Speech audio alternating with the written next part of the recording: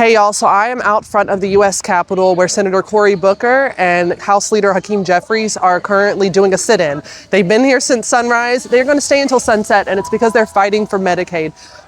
The Republicans are trying to make $880 billion in cuts to Medicaid, which would literally kill American families, children who rely on this. And this is very personal to me because I was a disabled child, chronically ill, who is here because of Medicaid, specifically TennCare, which is Tennessee's version of Medicaid. And this is why I got into health policy and health law in the first place, is because my life depended on it. And I know a lot of people are saying, well, what does it matter that they're sitting out here? What is this going to do? What is sitting here going to do? And I think when you pass the microphone to people who are disabled, to people who are raising disabled children, and you make their voices heard, you cannot convince me that that's not powerful in some way. You cannot convince me that putting these voices and these stories front and center in front of our nation's capital is not important. You cannot convince me that stories like mine are not important to swaying the hearts and the minds of Americans all across the country. Because regardless of where we sit along political lines, we all know that we want our children, our families, our loved ones to have happy, fulfilling lives. And that's what Medicaid does. I'm going to walk down these steps to just bring us to one of the most extraordinary things I remember from the healthcare fight in 2017 was the people that came to lobby, congresspeople and senators, and they called themselves the Little Lobbyists. Would you introduce yourself? Oh yeah, thank you, Senator. Thank you. Thank you. I'm trying to take pictures for the family.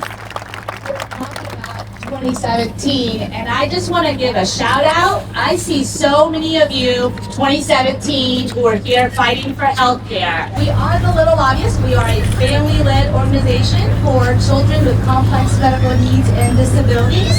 And in 2017, I was watching the news like everybody else, but I wasn't hearing my story being told. And I kept thinking, who's going to tell my story? Who's going to tell my story? And then I thought, oh, I'll tell my story. Years ago, I had an amazing birth, and then 15 minutes later, my baby was rushed to the neonatal intensive care unit. She was diagnosed with a number of serious medical conditions affecting her airway, lungs, heart, and kidneys.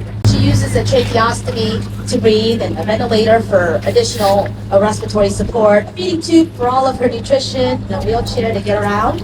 I am so pleased to tell you that Xiomara, the joy of my life, is thriving today. She's thriving. She is just the joy of my life, and she is thriving, and I want to be very clear, in great part because of the access to health care, and specifically because of Medicaid. Families like mine wanted to share our story, that children with complex medical needs and disabilities rely on Medicaid to live at home, to go to school, to be in the community. You know, it wasn't that long ago that a child like mine would have been automatically institutionalized, automatically, for being disabled, for needing a ventilator. Children with ventilators didn't come home, but thanks to Medicaid, Jamar gets to grow up at home, gets to grow up with her big brother. Woo! This is my daughter, Claire. She's a very happy young adult now, who lets her daddy her. Thanks to Medicaid and the home and community-based supports that we've been able to access, Claire has been able to not just survive, but thrive at home with her siblings, go to the playground with them, go to movies, just be a part of our family, go to school. Medicaid has helped pay for her wheelchair, which needs to be replaced periodically as she grows, special equipment she needs at home. Many Americans, I suspect, were probably like I was. You know, before Claire was born, I didn't really know much about what Medicaid was, what Medicaid did.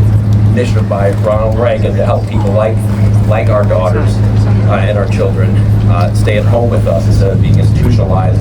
I wouldn't know the first thing about it. But I also didn't realize that the health insurance that I had was woefully inadequate to kind of cover the needs that my family would have when Claire wasn't some weird plan. When, you know, Claire didn't walk until age 3. When we needed physical therapy so she could learn how to walk, the plan said, well, We don't cover that. We cover rehabilitative physical therapy, not habilitative physical therapy. And because you've never known how to walk, we won't pay for that. You may be surprised by just how much durable medical equipment it costs and how low your benefit is. And so you're kind of talking about, for us, we have health insurance. I never thought that Medicaid was for people who have health insurance, but as it turns out, it is. It actually covers all Americans, not just uninsured Americans, Americans with insurance.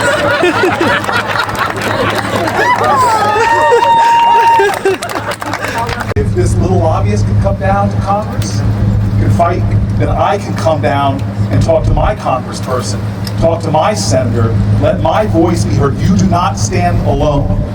You are not alone. We love you, we see you, and we will fight for you.